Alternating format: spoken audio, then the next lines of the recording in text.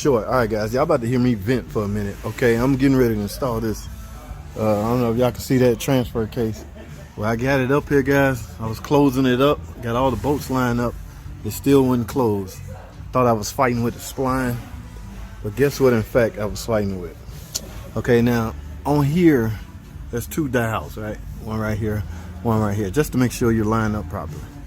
Okay, trying to bolt this reman transfer case up.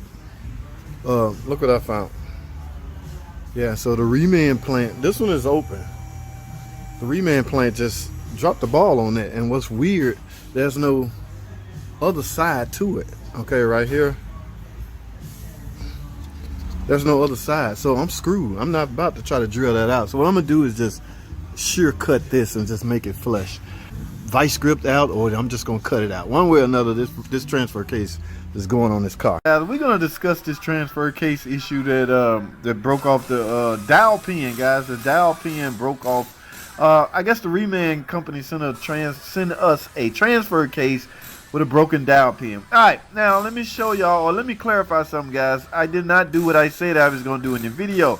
That was frustration talking. Okay, I was upset and I was pissed because it took me too long. It took me too much time to figure out that this was the case. All right, here's the drill I'm gonna use. What I'm gonna do is go behind it and drill. Now, based on this other side, guys, look at this. I don't have far to go, right?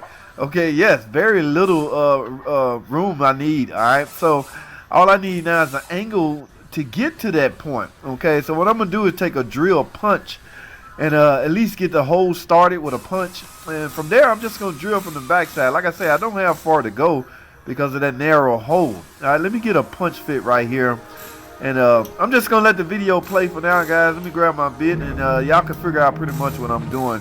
So grab the drill and go at it. All right, let's get it.